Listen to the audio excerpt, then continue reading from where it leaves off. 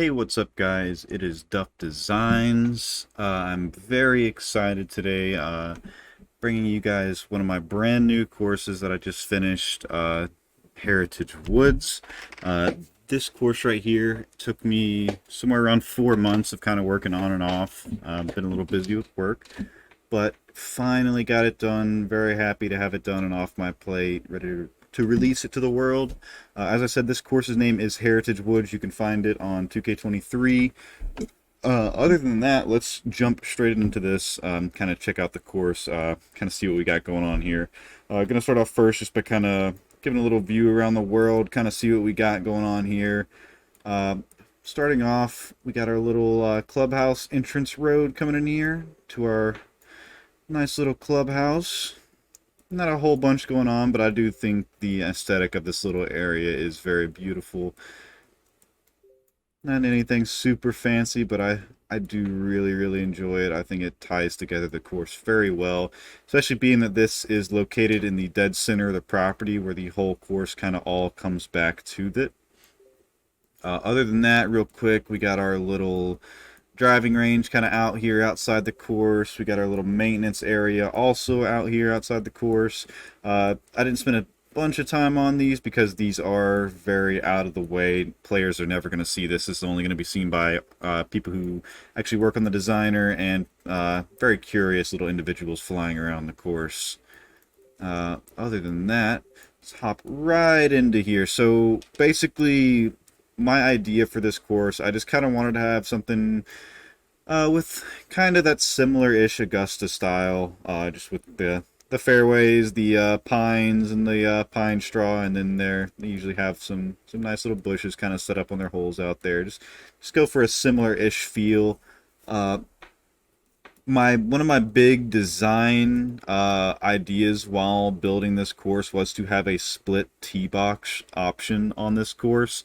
So if you come out here and you play the black tees, you will be playing one tee box side, and if you play the blues, you'll be playing the other tee box side. So for holes like number one right here, we've got these two tee boxes. You'll be playing blacks here, blues here. This one, I think both of these are in a row, but for like most of the other holes, you'll have like blacks here, blues here, blacks back here, blues up here. I mean, I tried to separate them into different areas to kind of give you different angles. Like this is another good example. These two are in different angles. This hole's in a different angle. This one back here is in a different angle, just to kind of give the hole a little bit of replayability. So when you come out here and you play the blacks and then you play the blues and they're basically only 30 yards of difference, it's kind of boring. But when you come out here and you're hitting from completely different spots each time, it makes it a lot more interesting. Now, obviously, I couldn't do it quite on every hole. Like right here, this is number 9. Number 9, the tee boxes are from the same area, kind of going to the same green. Same thing with one of these other holes. I think it was like number 2 and number 4. Yeah, number 2 and 4 back here, kind of just in a straight line. But for the most part, it was a philosophy that I try to keep in mind on a lot of my course. Like these two holes are both split tees. This is a tee box complex up here. This one is split tees as well, partially. Just a little idea I had. I can't remember exactly where I saw it from, but it is something that an architect has done before. I can't remember what architect, but it's an idea I got from someone else. And I do think it plays very nicely. All right. Hopping on down here to hole number 1. I'm going to go ahead and bring back up this. Let me do this just so I can kind of clear up the screen a little bit. Alright, so starting on hole number 1, this is, let me get the yardage chart up. There we go. The black tees out here are very long. Let me actually hop into the scorecard real quick to show you guys just how the course is. All right, so for length, it's a beast. It really is a beast. The one thing that is kind of funny about this course, it is a 37, 35 or 35, 37. I mean, we have 3 5s on the back, only one on the front. It makes the back 9 play a astonishing 400 yards longer than the front, which is pretty cool. But yeah. Enough with that. Let's go ahead and get down here onto the course. So taking a look at our hole number 1, it's a pretty easy little hole for the most part, as long as you can keep it in the fairway. Uh, I tried to keep in mind a lot of the like kind of fairway contours out here to kind of give some something to kind of play with. I tried to spend a lot of time with the design aspect of this course. I don't know, something about this tee box over here. I just really love the look and feel of this hole from this back black tee box over here. Especially with how these kind of trees kind of play in. I think the trees really add a nice little addition to the course, at least the decorative ones. The decorative trees were the last thing that I did end up adding on the course. I did mainly just do the pine trees, and then I did thicker, lower hanging pine trees in the back to kind of give it that illusion of it's a forest. It kind of continues on, but obviously it does not continue on at all. Just kind of dead stops after a certain distance. And also what I did was you can kind of see all these forests are kind of raised up, so it's kind of mounded to kind of keep the player from seeing all of this back here, to kind of keep it out of view. But anyway, getting back down here on the first tee, this hole, there's nothing really super special about it. I just really like all the little sections and all the little areas that there are to play to. I really do like this two mounds of heavy rough right in front of the green. It's really the only actual uh, like hazard on the hole. There's really no hazard other than the heavy rough down in here and the heavy rough mounds up here. For the most part, it's a pretty basic little hole, but it really is fun, and you really don't even notice the lack of sand bunkers out here because of all the stuff that is going on this hole. Skipping on down to number two. This one actually, I did take inspiration from Augusta. I can't remember exactly what hole it is, but there's a par four out there with a bunker in the dead center of the fairway that is basically just for looks. It is completely unreachable from the drive on the par 4, and you'll hit right over it on the second shot on the par 4. So I never really understood that, so I went ahead and I took that bunker, or a similar-ish shape of a bunker, and threw right here in the middle of the fairway where all the players will be landing, and this is quite a thinker of a hole. The only time you don't have to think is when the wind's at your back and you can get over it. Other than that, you really got to decide if you want to try to muscle it up or kind of just shove it into this little thin little corner right here, or get it up here into kind of this flatter, larger area, which if you go a little too long will send you down into a low that's fairly difficult, or not difficult, but it just kind of gives you a bad view into the green compared to the entire rest of the hole. It gives you a very, very clean view. Coming on down here to the green, this is one of my favorite green complexes on the course. I do like how the bunkers are all kind of nestled around here, and I love just the shape of the green. This is very close to a stock shape. It is not, though it is just splined, but I think it plays very well. It's very easy to see our little four sections on this green. I think this one plays very nice. I do like the little low in between the bunkers too. I was originally thinking to have this kind of be a walk area back to the start, but I ended up just kind of grassing this little spot over because I just think it looks good this way. Also wanted to mention I decided to not go with cart paths or anything like that on this course just because I wanted to focus more on the landscape and the surrounds than actually trying to make sure I got cart paths fitting all through this course. I do think it came out very nice without cart paths, and it is a video game, so is no inherent need for them anyway. Alright, coming down here to our short par 4. This is our shortest par 4 on the course. This one is drivable for all the larger drivers. As you can see, both the blue and black are pretty much the same distance on this one, so they kind of play the same. Uh, for the most part, anybody with a larger driver, like I have a 300 yarder, is going to be landing about right here in this front, and you can kind of get a little kick up to the green. This green complex is quite difficult. Just because of the way this green is set up. Of course, both of these pins over here are a lot easier. It is just a big, flat, kind of just slope all going one way, nothing super fancy. But these two pins up here are very difficult, and I believe this is our 1 and 4 pin, which is the two that people play the most. So I do really like this pin for this par 4. It makes it a lot more difficult than just being an easy drivable par 4. I mean, you can get up here close to the green and still have a very hard time getting your shot close to these flags. Other than that, I mean, it's just it's a very simple but a very beautiful hole. I really do like how it plays.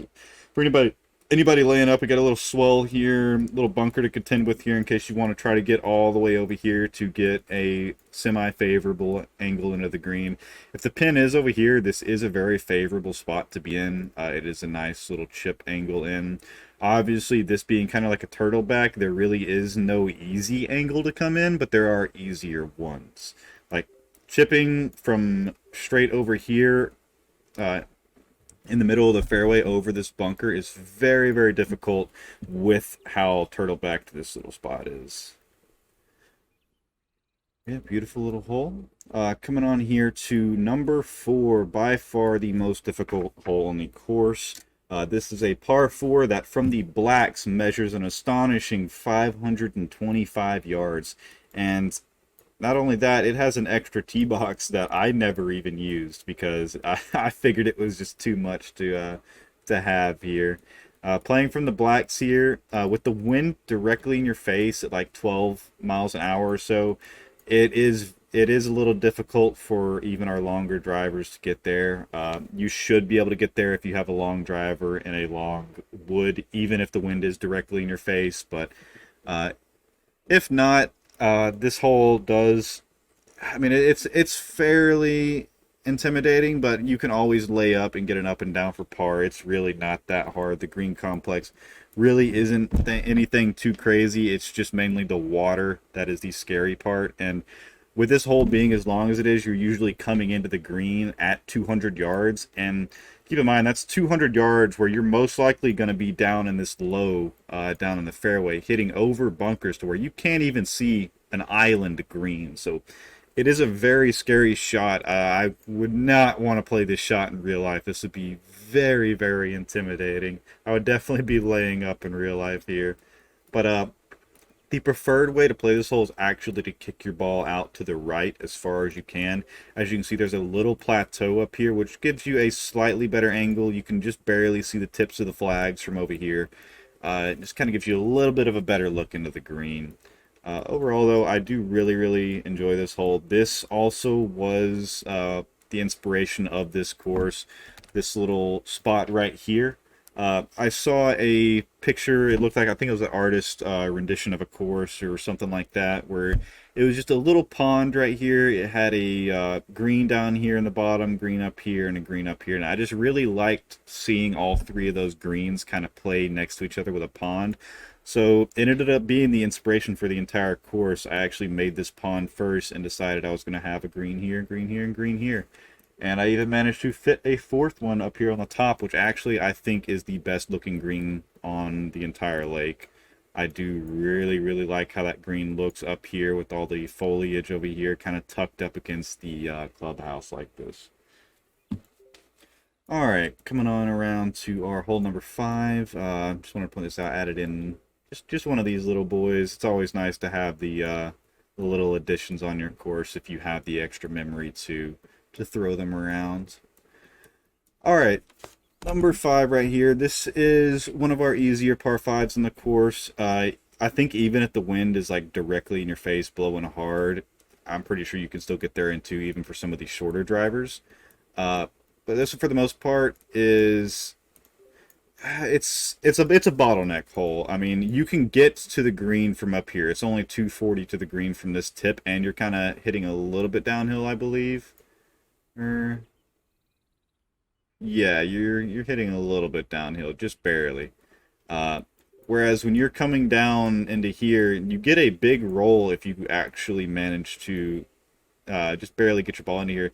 This slope kind of kicks you down and helps you down through this area, but you can get down to like 190 or so into the green. And this isn't a super difficult green complex either. Let's go ahead and skip on up there. This green complex is fairly simple. It's just a 2-tiered green. This whole right side is just a bowl for this pin. This whole left side is a semi bowl with one exit down here on the bottom, and the top is kind of just more of a flat zone.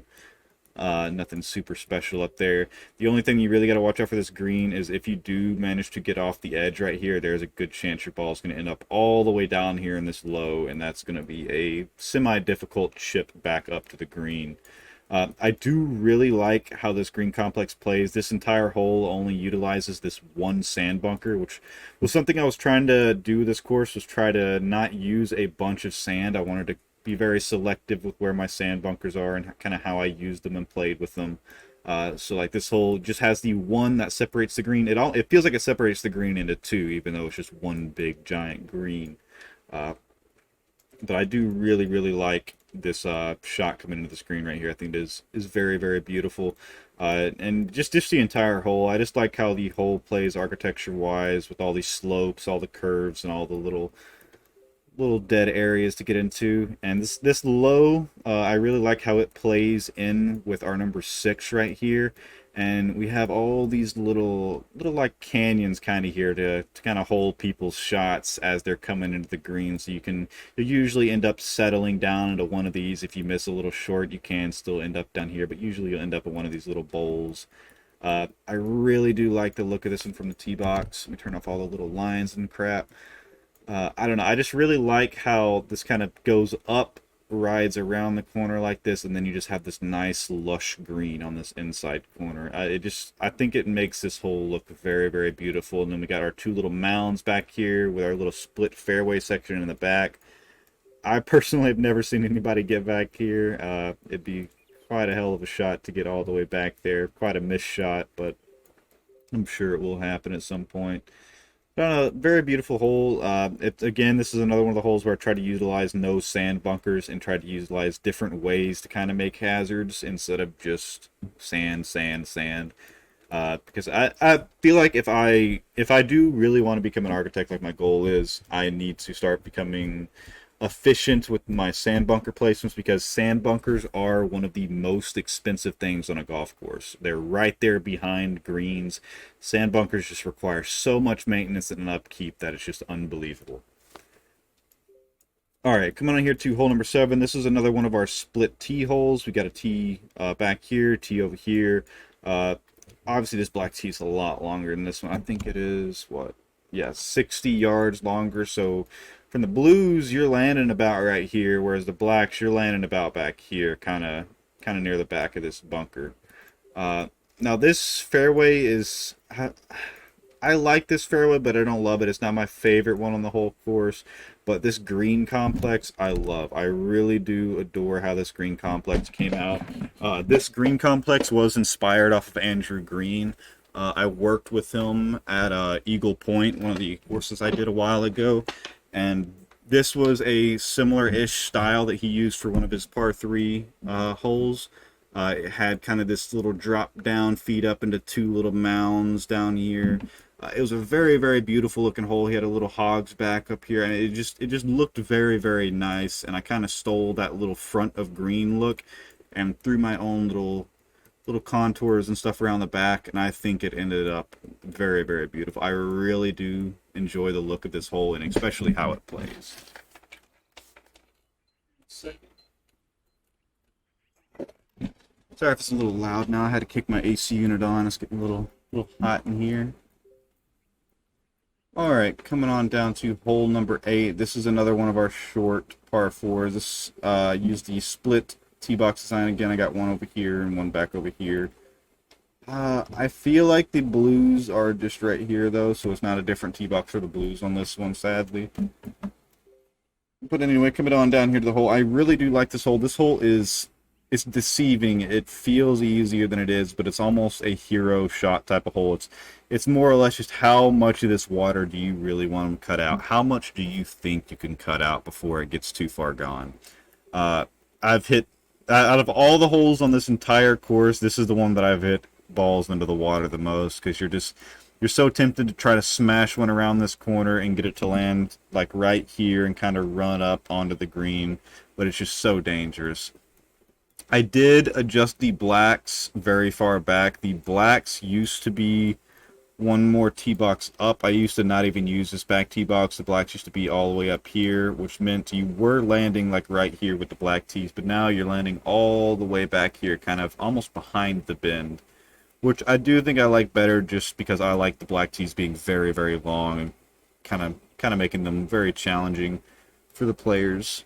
Other than that, very simple bunker design here. These two bunkers, eat up shots though. They're in very strategic spots where you have one on the bailout in the corner and one on the inner like little side of this. I find a lot of a lot of balls going into both of these on this hole, just because of where it is. And also you have this little ridge right here that kicks shots off into this sand. So really anything that kind of comes into this area has a tendency to go straight towards this sand. All right, coming on down to hole number 9 here. Hole number 9, it's probably my favorite par 3 on the course. Something about the way that this one ended up coming together after I ended up adding in all the foliage back here, it just looks fucking beautiful. I mean, it's a very, very nice hole. I love all the green here, how it all plays together. The green looks nice. The way that the 3 bunkers are staged like this are very nice. And just the idea of the hole is nice. I like all of this up here where as long as you don't land up in the heavy rough, you're going to hit this hill and you're going to roll back down. Now you may roll halfway across the green or all the way across the green, but at least you're not stuck up here. I just really like how this hole kind of plays and how it kicks people back down to the left. And also this is one of our more stylized areas of the course in terms of fairway sculpting.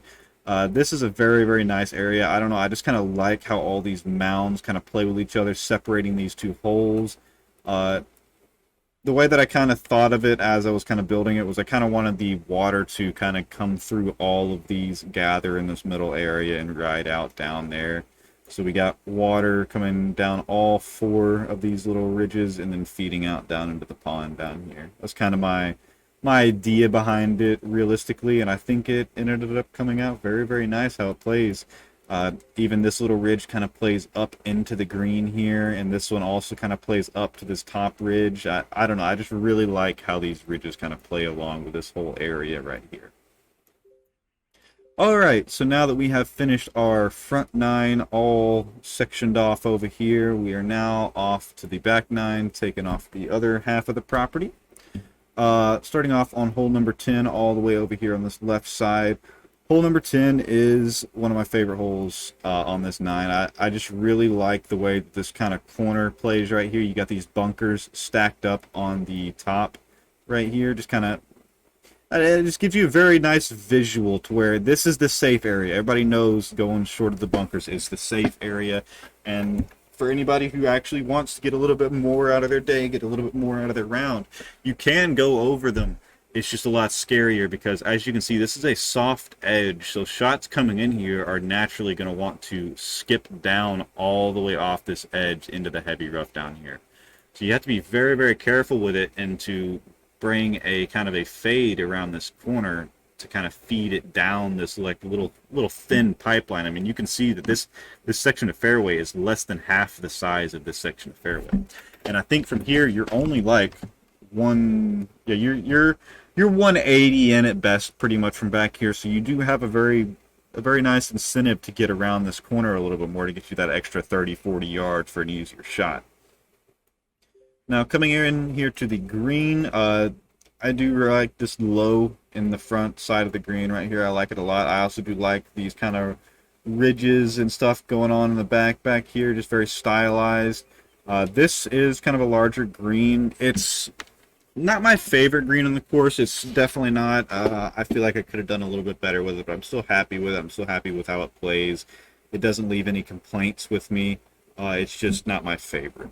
Every course has a non-favorite green, and this is probably it. But I still do like how it plays. I like how it looks. It ties in with the hole very, very nice. I really like how the foliage back here plays with this bunker. I just think this is a very, very beautiful little spot right here. Grab a drink real quick.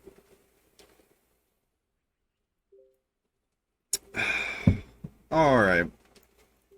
I did want to mention the reason why I use this grass right here in particular on my course, even though it probably isn't the best color, is because this is the only grass that you can spam plant, and it's still seeable from a very far distance away. So like if I turn around back this way, you can still see the grass up to about right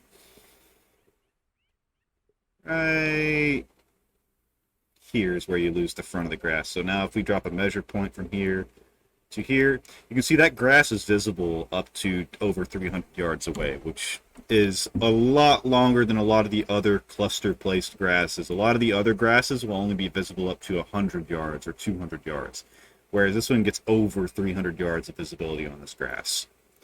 And you don't have to come out here and individually plant each little piece of grass to make it visible that far. Coming on back here to the back of the hole. Alright, 10 was the only hole on the course that was completely demolished and redone. I usually spend a lot of time meticulously kind of crafting my holes and making sure they're correct before I start doing all the decorations and stuff. This one was demolished a week before I published the course. I just did not like the way that the hole looked or played. They used to be connected up right here in this little section. This bunker wasn't here. They're completely different bunkers up here. The fairway looked completely different up here. The only thing that stayed the same was the green, these two bunkers right here, and this little section of fairway right here. Everything in the middle had been completely ripped up and redone to kind of give it a different look, and I do think it plays a lot nicer now. You kind of have your big layup area right here that you're not going to be able to make it to the green in two. You got your go for area right here that you could make it to the green in two, kind of making you kind of play it up against these two bunkers, a little bit scarier of a shot. Oh wow, did my computer just crash? I think my 2K just crashed. 2K has not crashed in a bit. Yeah, I'm going to stop the recording and start it right back. Give me a second, guys. Alright, sorry about that, fellas. That's actually funny. That's the second time this course in particular has crashed. It crashed once really early on and once right there. I'm actually very confused as to why it crashed there because I wasn't actually placing anything or deleting anything, which usually is the causes of the crashes. But other than that, I will say that's a good reason why when you guys are editing and making your courses, make sure you hit that save button religiously. You need to be hitting that save button all the time because nothing is worse than working on your course and losing an hour plus of work. Alright, now that we are back here, we are on hole number 11 right here. Just finished talking about the little start of the fairway. For the rest of this hole, it's a go for hole pretty much. I mean, the design of this hole is to have players go for the green and kind of be challenging to get that eagle. Really eager for it. For the pin positions on this hole, all these pins right here are very eagleable. This one in the back right is very hard to eagle, just because it is so tucked in this little corner right here. Other than that, this is probably one of the easiest scoring holes in the entire course, as long as you can keep it out of the water, and as long as you have a decent length of driver, you can get there in two and get a decent chance at an eagle. I will say, out of all the bunkers on this course, I think this one is probably one of my favorites, if not my favorite. I just really like how it starts kind of at a low-lying level, and then the further you move back into the bunker, the deeper you kind of get into here. And it's just because of the natural rise of the hill that this bunker is set like this. I don't know, just something about this bunker I just really like the look and play of. I don't think I've actually ever been in it, but... Alright, coming on here to 12. This is our cluster tee hole.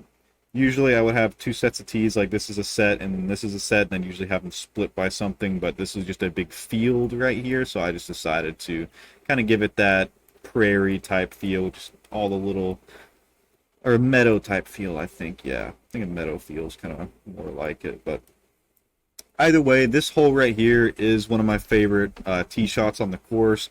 This one has the three bunkers on the right and a fairway that slopes very heavily right to left. So it is wanting you to hit it as close to these bunkers as you can so you can stay A, on top of this hill, and B, have a better view at the green. Whereas if you do kind of pull it around this corner, there's a good chance you're going to end up riding this fairway all the way down into the heavy rough. Most of the time, shots that do miss in this area are going to end up in the heavy rough. I've had very few sit in this area, and it's usually because you missed very high, and it just kind of trickled on down. Anything in the left half of this fairway is in the heavy rough, and it makes this hole not go forable. So you really do need to hit the fairway if you want to have a chance at going for this one in two. And this one is probably the hardest to go for in two just because you need sheer distance on this hole. You need a really long driver and a really long three wood to get there. My 300-yard driver and then my 260-yard three wood barely make it to the front of this green most of the time. And with how this green complex kind of is with all these bunkers around here, it is very, very scary to go 4 and 2. However, the green is probably the flattest green on the course. There really isn't a whole bunch going on around here. The back of the green gets a little wild, but this whole front section and anything around the flags is usually pretty easy to play to. This is also kind of curious. I don't know if these actually really. I think they look really good. I think I like the looks of these, but at the same time, I've kind of had a love-hate with this specific little spot right here. I think I do really like the look of them, though. But all right, coming on down here to 1313 is, I mean, it's not, when I was building the course, I didn't really think of it as a signature hole, but I guess it kind of is a signature hole being right here on the edge of the pond like this, almost like a semi-island green. I mean, it's got some beautiful looks from the tee. I mean, just looking down at this with this little bunker right here in front, and not to mention the contours on the hole. The contours are very, very interesting. So you got this big old rise right here in the front of the green, and that rise kind of rides around into the bunker and then back out a little bit into the green. So it makes this front pin position actually very, very scary for being the pin that is the furthest away from the water because it is just sitting in a bowl. So you have to hit a perfect shot right here from the tee box, a high shot, not to mention. Get it to hit here and bite in this little spot. And not only that, but this pin position is extremely scary from the sand bunker. It's an up and down hill. I mean, just getting this to sit anywhere close to the hole and then making your putt is very scary. But I don't know, for how simple this hole is and how little there is going on here, I think this is one of the best made greens, one of the best made green complexes out here. I just really, really like the way this hole and just the look and play of it. And this is from our other tee box over here. This is our black tees. So it's not quite as an elevated position, but it gives you a nice little angle back in here, kind of towards the clubhouse. So yeah. Now on to hole number 14. 14, yet again, split tee box hole. I like both the tees on this one equally. I don't think one is better than the other. I do like this one, though, because it does kind of give you an angle into the green, whereas over here it is kind of a where's the hole moment. I mean, you know it's around this corner somewhere, but you can't quite see it. The one thing I will say, I really do like the bunker on this hole. This was an idea I got from a course I was working on called Old Barnwell. They had this type of bunker design on one of their holes. They had a flat bunker, up raised below a low bunker down here that was also fully flat. And I just really like this kind of bunker hiding a bunker design like this. I think it was very, very, very creative and just a really cool way to kind of do some bunkers that I've never seen before. And I really do like how these two play together. Now, this hole is very difficult as you do have to get your ball up here close enough to these bunkers to where you can get around the corner, even if you were laying up. Most drivers are going to land about right here, whereas the wind is in your face. You may be pushing to get to right here around this corner. I do think I did a good job with making this corner just short enough to where even the shorter drivers are going to be able to get around this corner. But the longer drivers can contend with the bunkers to try to get some extra distance out here. Now for the green, I do really like this green. It is just kind of a long string bean green, not a whole bunch going on. But just the way that this one bunker plays in the front, I think it plays very nice. The two bunkers in the back, you will almost never see. If somebody manages to get into one of these, you really mess something up. They're just kind of there for an extra little play, extra little fun, even though they're not that visual from the tee box or from the fairway. All right, coming on down to hole number 15. 15, yet again, it's another split tee box hole. You got a tee box all the way over here, tee box all the way over here, kind of playing the hole two different angles. Your general drive landing area is right here behind this tree. So it does really make you think if you do want to actually hit a driver and risk hitting this tree or hitting a limb or something. And if you do try to go long, you're playing with a lot more than just the tree. You're also playing with a bottleneck with these two sand bunkers. On the days where the wind is at your back or you just smash a drive, you can go long into this sand, and you can always go long into this sand. So it is a scary little hole because while you do kind of want to stay away from the water, this side over here is so tight. There's not a lot of room over here, so you kind of want to put it over here to this larger area, but at the same time, it's just so scary because I mean you get a little bit wrong, a little bit haywire, and you're gone. You're just in the water. I also do really like how this fairway is split up with the raises right here. Kind of see how we got two different like little sections. So even for those people laying up, I mean, you kind of have to think, do I want to try to put it up here on this top level, or do I just want to play the easy shot and just kind of kick it down here into these hills and just kind of let it settle in the low? Now, in terms of this par 5, this one probably is the easiest to go for in 2. It is more or less the always go for type of hole. Unless you really do lay up, which even if I think if you lay up, yeah, if you lay up, you can't quite get there, but anybody who's going for it is going to be able to get there. And you get past this corner, you're already at 250, and I mean, this all kicks downward, kind of shooting our balls down, so most of the time you're coming in at about 220 to 230 into this hole.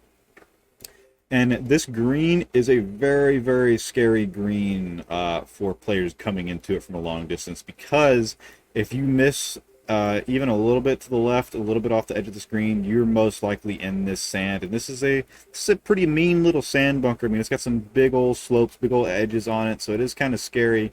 And the right side over here is the worst possible thing that could happen to you.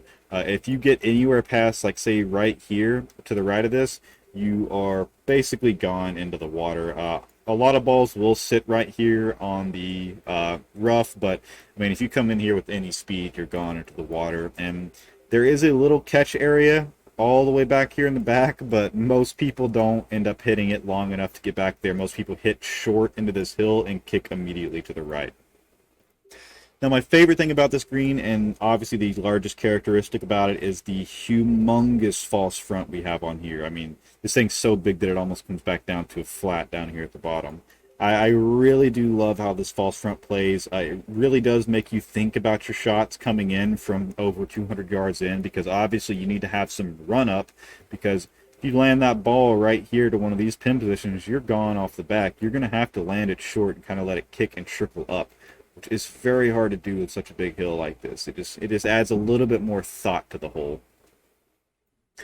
All right, coming on down to hole number 16. 16 is one of our interesting tee box holes. This one has tee boxes kind of scattered all around. One even inside the little clubhouse area right here. I had to do some little funny stuff with the out of bounds for this hole just because of how it was set up. I had to like make the out of bounds cut in and around like this to kind of fit this in, but I think it played fine anyway. Looking here, we got some tee boxes all the way over here, kind of around the corner almost. I mean, this is a big old bend of a shot, like a 30-degree bend to get out here and then come back into the hole. But I think, I don't know, something about this hole, I just really, really like the look and the play of it. I mean, something about this view right here coming up to this, it's just so nice. I mean, I just really, really like how the fairway plays, how this bunker looks. And then coming up here to this green that kind of opens up, it's a little bit hidden behind the hill, just enough to hide the bunkers, but not enough to hide the flags. And, I mean, you got a lot of bail area out here on the back, but who wants to bail around back? Everybody's going straight for the pins. And this green is fairly simple. There's not a lot going on here. It is kind of split into two. You got this little section and this little section over here, and a pin that can even fit right on top of the little mound right there, which is sure gonna bring some frustrating putts to some players. Also, this is where I got the idea for the next hole with this little kicking slope that kind of bounces shot in. This one doesn't really kick that much, but this next hole kicks a lot, and we'll kind of see what I'm talking about as we get up there. I just wanted to kind of take a look at this little area right here. I don't know, I just really like the look of this little area, kind of how everything kind of plays and funnels into each other. all the grasses and everything. All right, coming in here to hole number 17. Now, real quick, I need to show everybody the yardages for this hole. This is a par 3 that from the blues measures at 276 and from the black measures at 282. And this is uphill, too. This is uphill 9 yards, or 9 feet from where we are right now. This is just a monster of a hole. I wanted something that really made people kind of get set back a little bit, like, whoa, holy crap. The way that this hole is set up is we have got this huge kicker slope right here in the front of the green. So in situations where the wind is directly in your face and you're having to get to a back pin at 290, but your ball is only going to land, see right here, 250, 260. Everybody's driver is going to get this far. That means anybody who lands into this slope up here in the front at the proper angle is going to get an explosive kick across the green, and it's really going to send them down here kind of to these back pin positions that they want to get to. Now, the other way you play the hole when the wind is in your favor, or you really have a good shot or whatever, is you really do want to play a fade in this hole. A fade is very, very receptive on this green. That's how you get to these two pins. You really do want to be smashing like a 3-wood up here if you can. Like I've got a 263 wood, which barely reaches up here.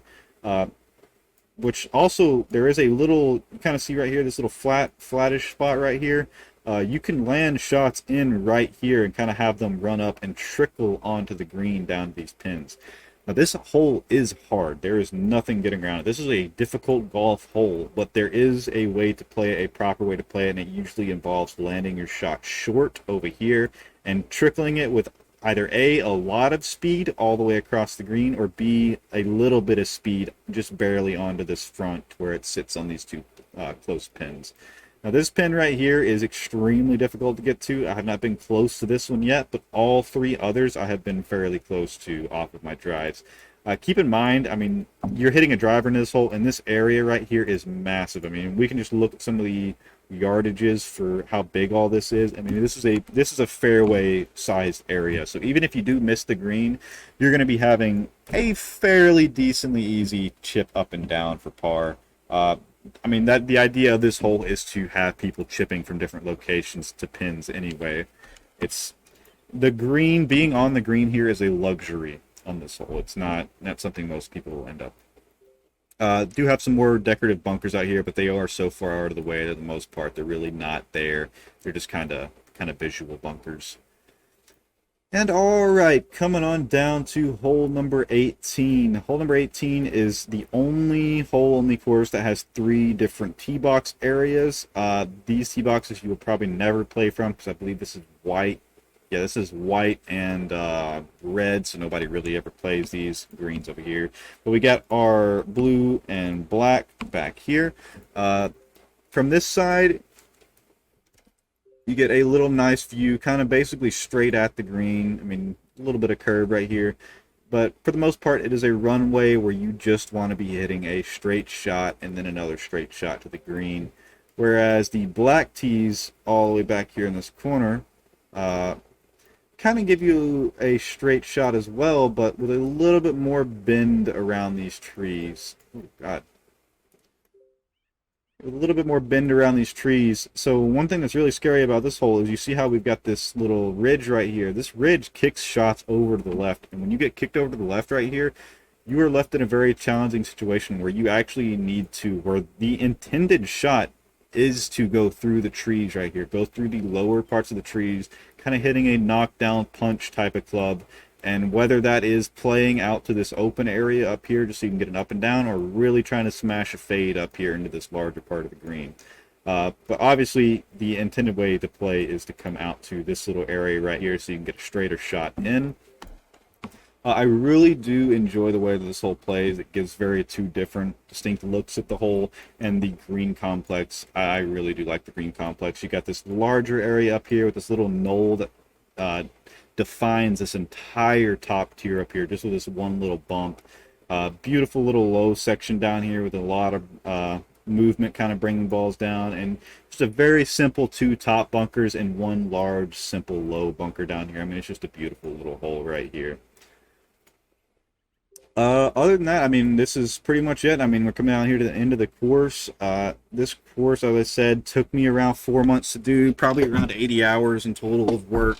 Uh, I was going through a bout of what is it? Basically, I got sick of a burnout. Yeah, the burnout's the word. I got burnt out from building so many courses and just doing so much on 2K that I really haven't been doing as much as I wanted to. Uh, Obviously, I've been saying like I've been very busy with work, but at the same time, some of that busyness with work is coming home and just being burnt out and not really wanting to do a lot of design stuff or anything like that. So this has pretty much just been the only thing I've been doing design wise, as I haven't been posting much to my channel or anything. I just get on here for maybe an hour every now and again and just kind of bust some stuff out. But I'm very proud of this course. I'm very, very happy with how it turned out. I do have some other courses in the pipeline which I need to start getting out. But other than that, I really hope you guys enjoyed this course. Please give it a try. I would really appreciate it too if you guys would play from both the black and blue tees, because I mean it is almost two different courses with how the tees are set up, and it's a lot of fun. Me and my friends really had a lot of fun playing this course the other day, and we'll be playing it for hopefully years to come. Continue playing this beautiful little course. But thank you guys for watching again. If you guys have any courses that you do want me to kind of look at and review, just drop them down in the comments and I'll give them a check. Thank you.